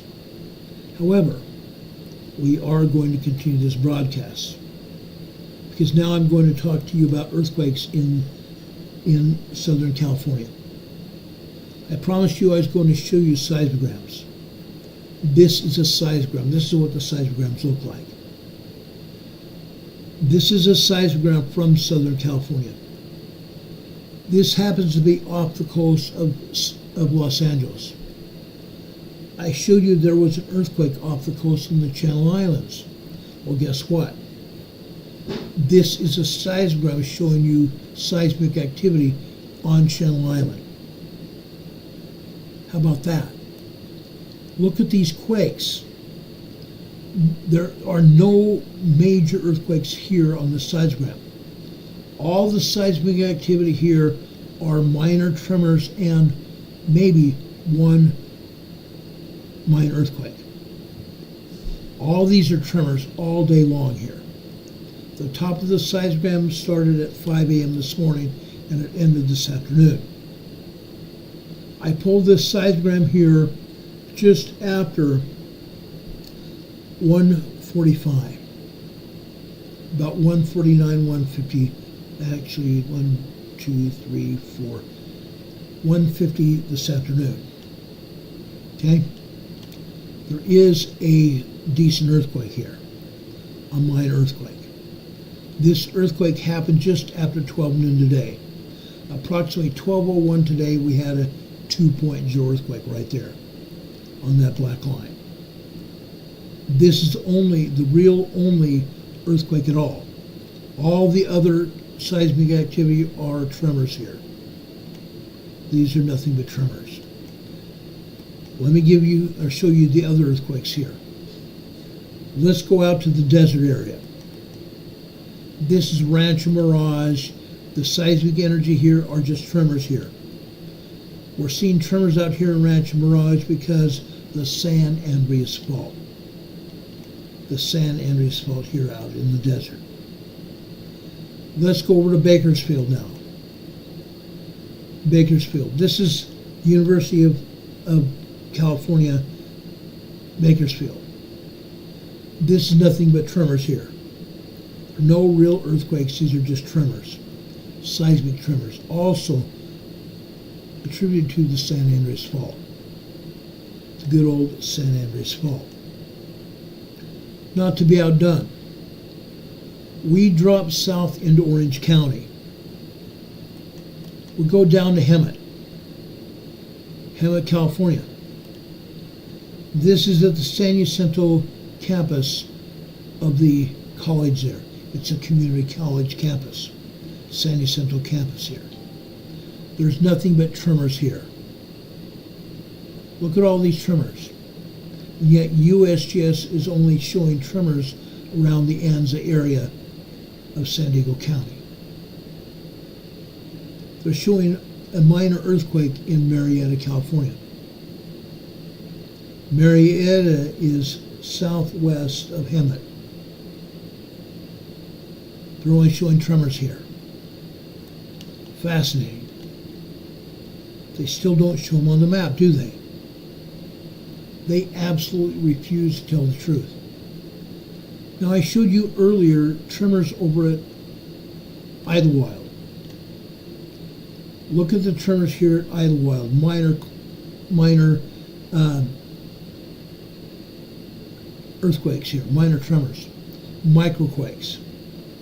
These are microquakes here. But it wasn't just one or two. Look at the dozens of microquakes here. Again, why is USGS not telling us the truth? I say whatever. Because I don't ever see them telling us the truth. Let's go out to Lancaster, out in the desert of Southern California. This is Fox Airport in Lancaster. Look at the tremors here. These are 1.2, 1.3 tremors here in Lancaster. They didn't even bother showing us here earlier on the map, did they? Not one tremor here on the map from the USGS. They're just not going to do it. How about Riverside? These are just barely 1.0, 1.1 tremors here in Riverside. Up until 3 years ago, there was a lot more seismic activity here in Riverside. I believe the USGS and Caltech are hiding the information. They're not showing us what is really going on here in Riverside. For the past year and a half, maybe 2 years, they've only shown us these minor tremors. These are 1.0 tremors at best. At best. Usually we had tremors and minor earthquakes here in Riverside. Now I'm going to tell you this. When the San Andreas Fault opens up here, it's going to destroy Riverside from what we know it. Riverside is a bustling community, probably 100,000 people. It's going to make Riverside go away. It's going to shake the heck out of the Riverside residents and people that work here. It's going to make Riverside totally unrecognizable. Promise you. Let's go down to Victorville, also out in the desert. I'm sorry, this is not Victorville. I'll come back to this side here in a minute. This is Victorville here. This is where Isaiah's granny lives. Look at the tremors here. Here we're seeing 1.2 tremors, 1.3 tremors, maybe even 1.4 tremor, but there actually is one 2.0 minor earthquake. Actually, it's larger than that. This is a 2.8, 2.9 earthquake this morning. 7:02 this morning. 7:02 in maybe 35 seconds. A 2.8, 2.9 earthquake. Unreal. Unreal. I don't think Isaiah's granny has seen a 2.8, 2.9 earthquake in a while. But that's what this is. All the others are all tremors. Now, for Isaiah's granny's sake, and her family and anybody else that lives out there, and yes, I even have friends other than Isaiah's granny out there. Very rarely do I know anyone that will feel a minor earthquake. Most people will feel a 3.0, 3.5. I don't know many people, even very sensitive people, that would feel a minor earthquake here. Not here in Victorville or anywhere else. Let's continue here. I have a lot more information. I want to be off here in the next 20, 30 minutes. I want to show you everything we have here. Now, I'm going to go down into Southern California, into the Imperial Valley. There is a lot of information there. But first, I want to show you the earthquakes that are happening in Los Angeles. Let's go over to the Baldwin Hills, northwest of downtown Los Angeles. The Baldwin Hills is a oil and gas pumping operation. They probably got 200 or 300 pumps and jacks all over the Baldwin Hills area. The Baldwin Hills was just that. Huge hills here northwest of Los Angeles. Back in the 30s and 40s, they bulldozed the hills down. They knocked down all the lodgepole pine trees here in Los Angeles. They bulldozed it. They built oil and gas refineries here. Oil and gas pumping operation all over the Baldwin Hills. Notice the tremors here. This is what they're showing us here in the Baldwin Hills. Occasionally we will see seismic energy larger than this. What you're seeing here is nothing but tremors. 1.0, 1.1 tremors. Sometimes with 1.3, 1.5 tremors here. Sometimes even larger than that. We have actually had full-blown earthquakes here in the Baldwin Hills before. Baldwin Hills oil refinery here. Let's continue. Let's go over to Camarillo, Los Angeles. Why am I showing you this? Because we don't usually see tremors here in Camarillo. Today we're seeing tremors for whatever reason. Folks, there is seismic energy here in Los Angeles. There are faults all over the place in Los Angeles. When the San Andreas Fault goes, these faults all over Los Angeles will shake. When the San Andreas Fault opens up, it'll open up to a major earthquake. The fault lines all over Los Angeles will open up as well. You'll see major shaking all over LA. Literally. It'll make these tremors look like child's play. Camarillo, California. Let's continue here. Let's go out northeast to Chino, California. Look at this. We're actually seeing more and more tremors here in Chino. A year or so ago, there was tremors every once in a while. Now we're seeing tremors about every 30, 40 seconds. No joke. These are 1.5, 1.7 tremors. We've actually seen minor earthquakes here before. We've seen just not minor earthquakes, we've seen small earthquakes here in Chino before this year. We're going to see these earthquakes come back here this year. I fully expect to see 3.0, even 4.5 earthquakes in Chino probably before the end of this year. Let's drop down to north of Los Angeles. Let's go over here to Del Amo. Look what we're seeing here in Del Amo. Most of this is just tremors. Most of what you're seeing here are tremors, but it's wall to wall, top to bottom, minute to minute tremors. Constant tremors. Minute to minute, second to second tremors. They don't stop. Going down to the bottom lines here on the black line especially. What we're seeing here are minor earthquakes as well. At the bottom line here, just after 2 p.m. 2:02 p.m. we had a 2.0 earthquake. We have several other tremors here. We go out here 1, 2, 3, 4, 5, 6, 7. At 2:07 p.m. If this wasn't a 2.0 earthquake, it was a 1.8, 1.9 tremor. Multiple tremors out here. Yes, I fully expect to see 2.0, maybe even 2.2 earthquakes here, right here on this seismogram. But because it's constant color, it makes it very hard to differentiate between the tremors and minor earthquakes. But I promise you, there are minor earthquakes all over this seismogram here. Okay? This is Del Amo.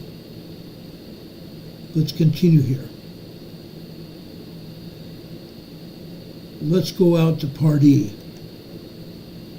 Look here. The same thing is happening here. The same exact thing. Okay? Here we have tremors, but we also have some minor earthquakes, and not just 2.0 either.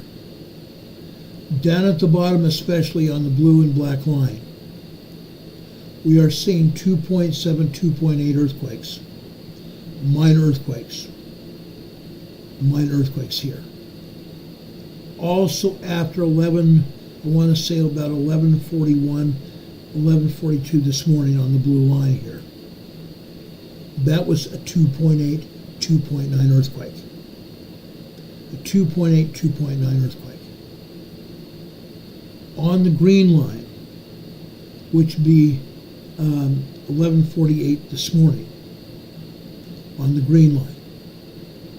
This, I believe, was also at it was at least a 2.8, 2.9 earthquake. And it was back-to-back quakes. Back-to-back quakes there. Folks, this is an awful lot of seismic activity here in Part E. This is just north of the city of Los Angeles. It's part of the county of Los Angeles. Now, let's go over to Ellis, also north of Los Angeles. Look at this here. Look at this here. We're seeing tremors and minor earthquakes here. 6:45 this morning. 6:46 this morning. At the top left here on the green line. These are minor earthquakes here. 2.5, 2.6 earthquakes lasting a minute and a half here. Lasting a minute and a half. We also have some others considered to be 2.0 here. After 12 noon. 12:05 this afternoon. This was either a 1.8, 1.9 tremor or a 2.0 earthquake. Again, it's hard to tell because of the color gets mixed up together. Okay? All the rest of these appear to be just tremors. Okay? Unreal. Ellis, California, just north of Los Angeles. And it continues.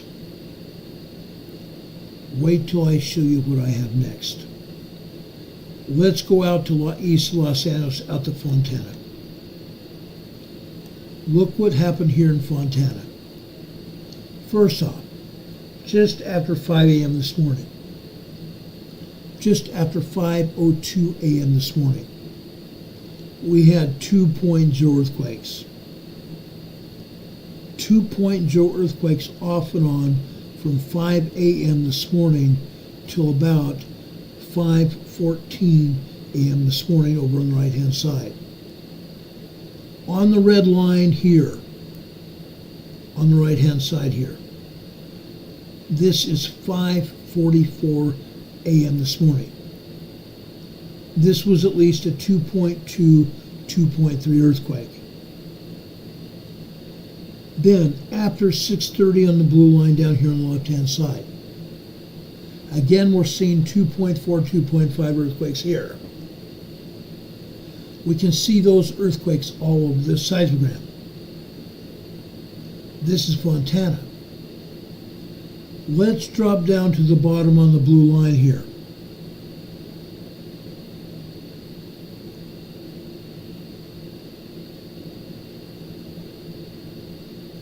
At 1:55,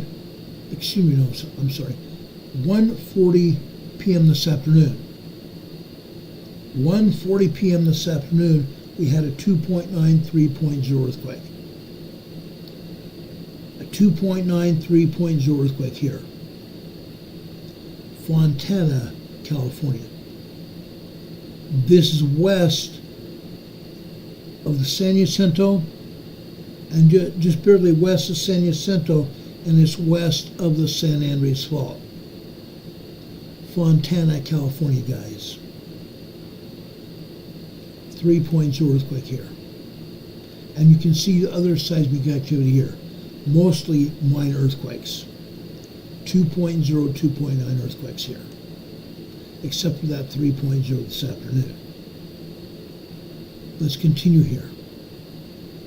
It doesn't get much better than that, but it does get better, I think.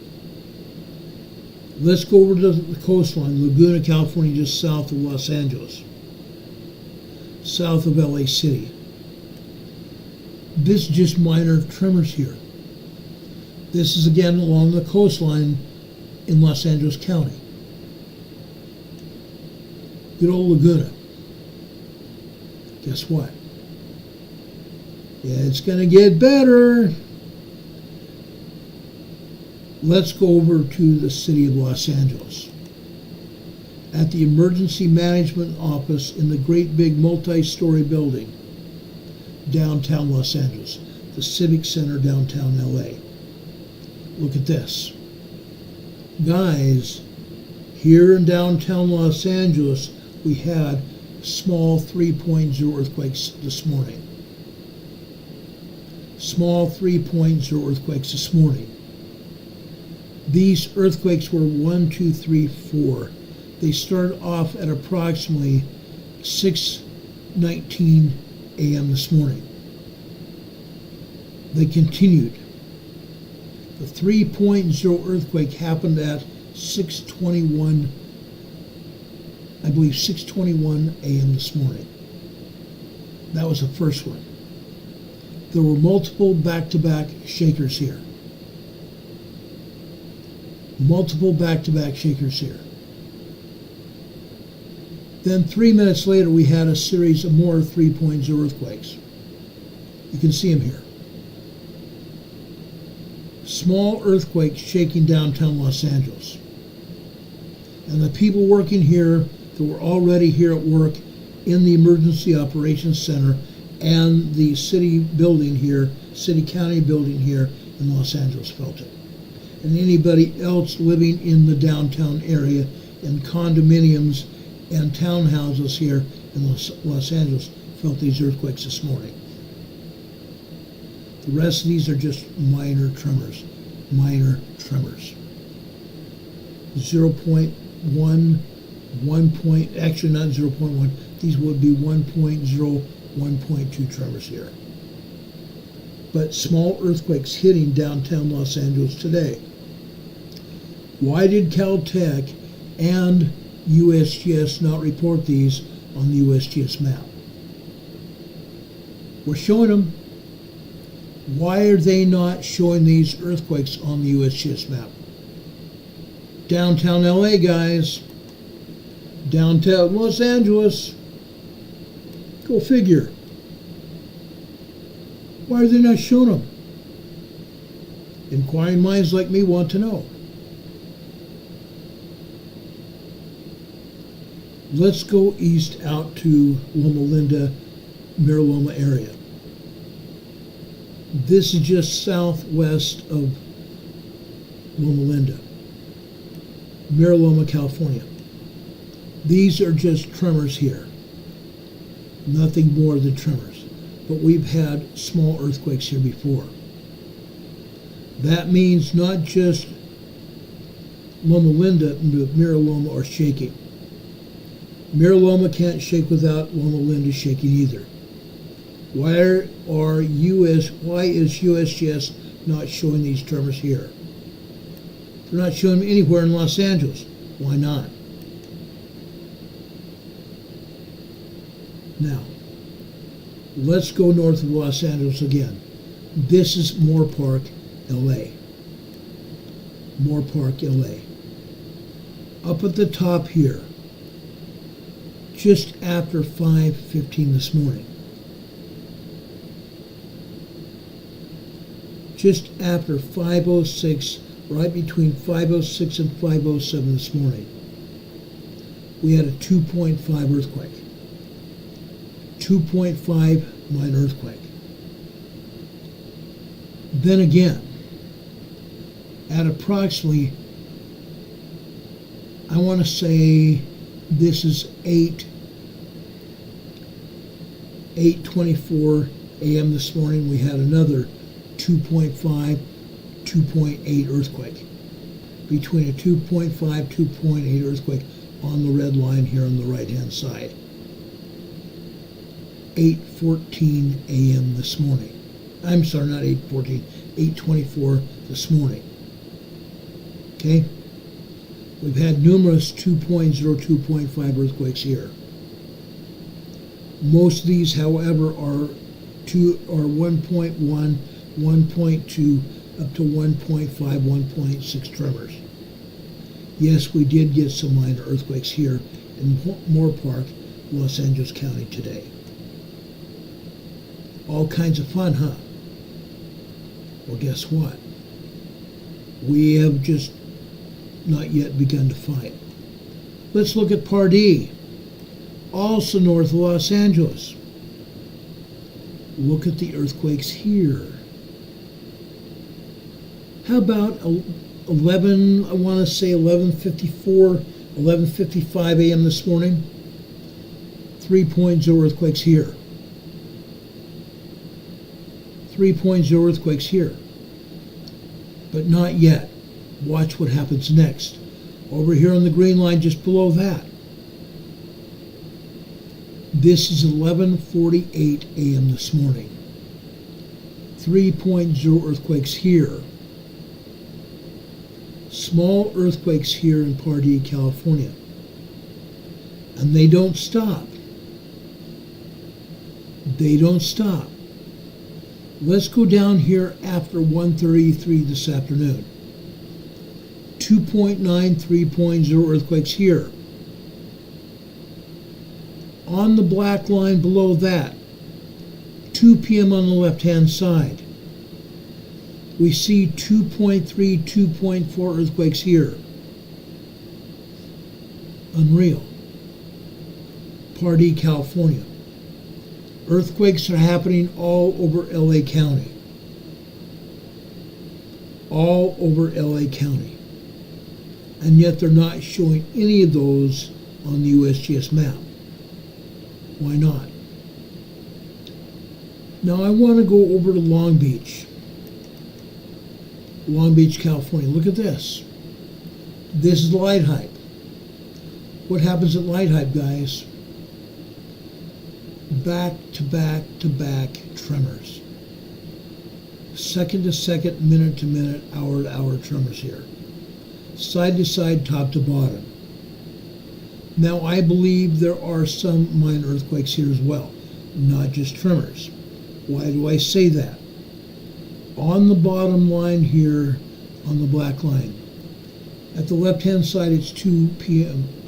this afternoon. We see some 2.0, 2.4 earthquakes.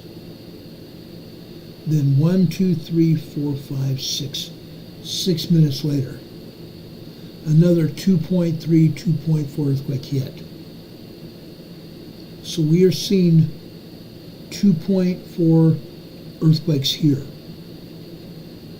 2.0 earthquakes here, and minor earthquakes hitting in Long Beach.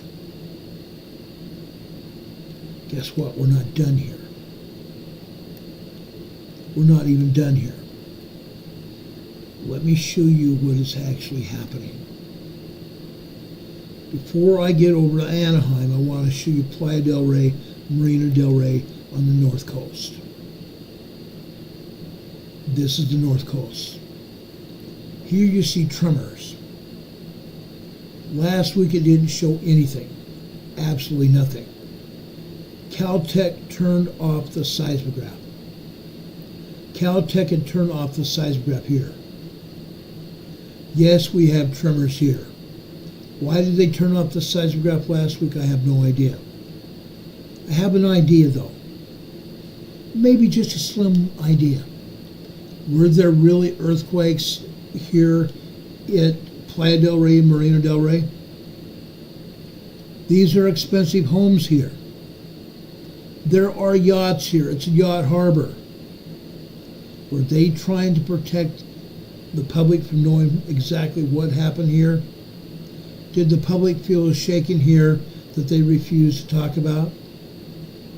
that they refuse to tell the media about to report to the people? I have a feeling that's what happened. Because the LA City people do not want the information known. They've proven it. They have even said that. I've heard them say that. I've actually heard them say that. Now, I want to take you out to Rancho Palos Verdes. Rancho Palos Verdes is east of where my wife was born. This is Palos Verdes. Tremors out here. These are microquakes and tremors out here at Rancho Palos Verdes. This is where they've had a lot of landslides, where the LA City has told LA Power and Light and Southern California Edison to turn off the power here. They're still having microquakes and tremors here. Nothing has changed here. They may not be reporting everything going on either. There may be actually more tremors and earthquakes here, meaning minor earthquakes. I'm not saying big or small earthquakes. I'm saying minor earthquakes and tremors here. Right now they're just barely showing tremors and microquakes here in Rancho Palos Verdes. Okay? Let's continue here. I'm going to take you now to Rinaldi. Then I will take you to Anaheim. Look at these tremors and small earthquakes here. Actually, they're just minor earthquakes. They're not small. They're minor earthquakes. And you can tell what I'm talking about, where the minor earthquakes and where the tremors are. Rinaldi, this is just north of LA as well.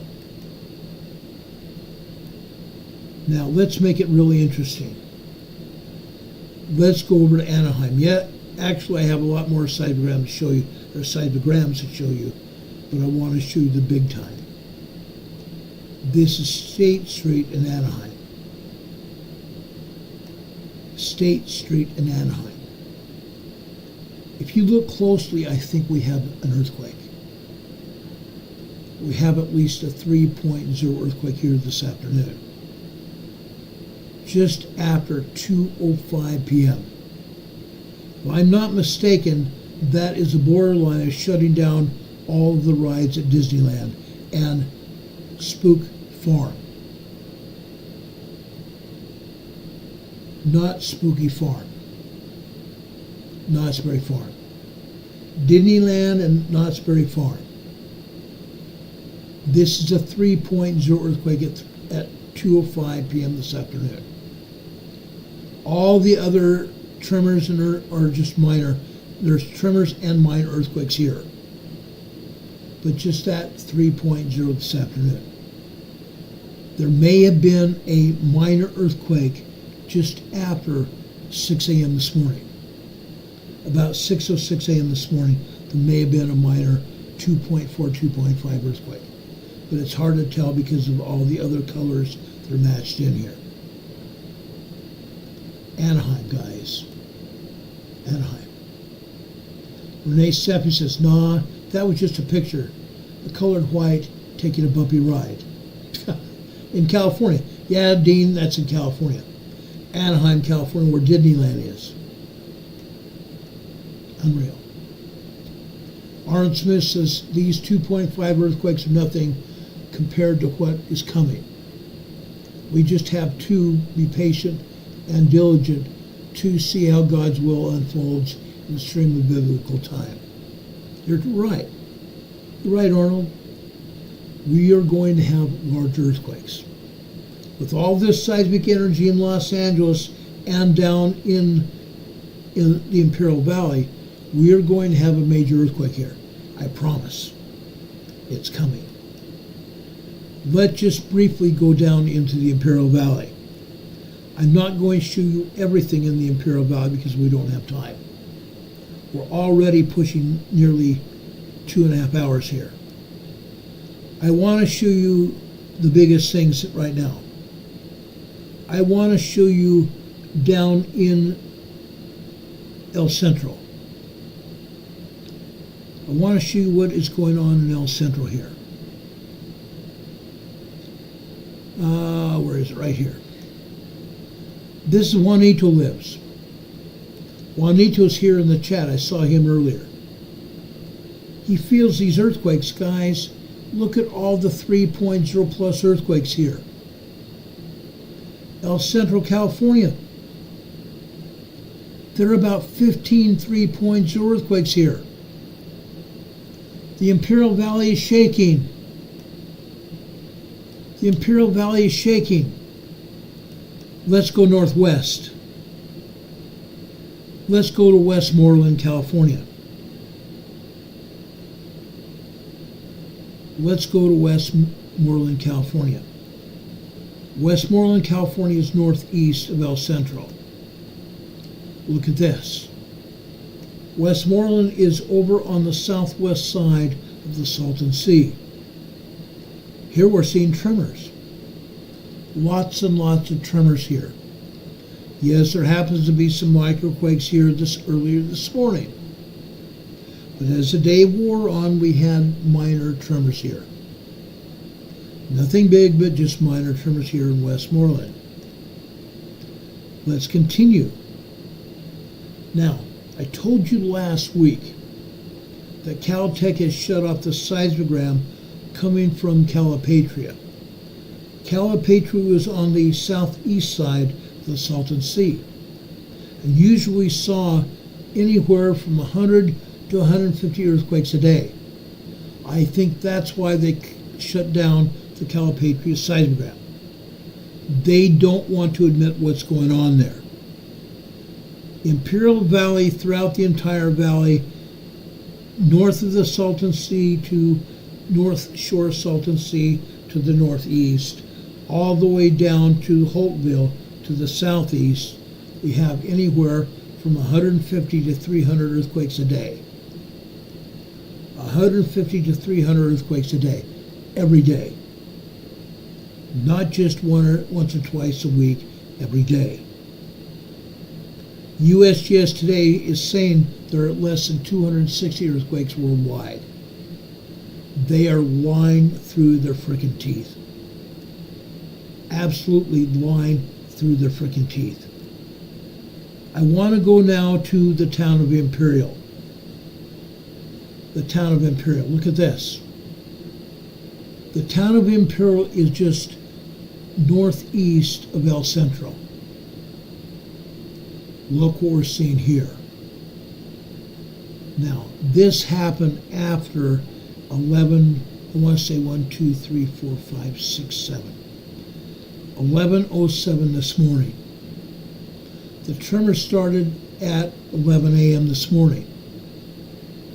They continued on. At 11:07 this morning, for almost 4 minutes, 3.5 to 4.0 earthquake shook Imperial Valley. This is the town of Imperial in the Imperial Valley. Notice that they cut off the top and the bottom of this seismic signature. They cut off the bottom and the top of the seismic signature. What does this mean? This means they are lying to us even on the seismogram. They are out and out lying to all of us on the seismogram. They cut off the bottom and the top of the signature because they refused to admit exactly how strong this earthquake was. Looking at it right here, this was at least a 3.0 earthquake that lasted 3 full minutes, and then the secondary wave lasted another 3.5 minutes or 2.5 minutes, which means this earthquake was stronger than a 3.0. This was at least, actually it wasn't, the secondary wave lasted a minute and a half. This earthquake was at least a 3.5 earthquake. A 3.5 earthquake. After the secondary wave ended, about 60 seconds later, we had a bunch of other tremors and minor earthquakes happen. Tremors 1.0 to 1.9, and then 2.0 earthquakes after that. Unreal, guys. Unreal. And yet the USGS says that nothing like this occurred because they are not showing this. They're not showing this at all. Why not, USGS? Why are you lying to us? Why are you lying to us, USGS? Let me show you one other seismogram. We'll cut this thing off. I want to show you this because I want to show you what's exactly happening. Okay? Let's go down to Holtville. Holtville is where the Salton Sea Desert Research Station is. Over here we're seeing nothing but tremors. Nothing but tremors. There may be a bunch of other microquakes here as well. But for the most part, this is nothing but tremors here in Holtville. Last week we saw full-blown earthquakes, minor earthquakes as well. But this week we're only seeing tremors and microquakes. Unreal. And yet USGS shows us nothing like that. Nothing at all. Not a thing. Now I went over to the USGS map. Over here in Brawley. In Brawley they're saying there was a 1.17 tremor. It's interesting, I just got through showing you at least a 3.5 earthquake in the Imperial Valley. Why is USGS only admitting to a 1.17 tremor? Why? What is their problem? What is their problem? Inquiring minds want to know. Why are they not showing us exactly what's going on? Why are they not admitting what's happening? The government doesn't want to be honest with us. There is a much larger earthquake coming to the Imperial Valley. A much larger earthquake coming to the Imperial Valley. And it's going to be deadly. It will be deadly. We have had 5.0 earthquakes here in the Imperial Valley before.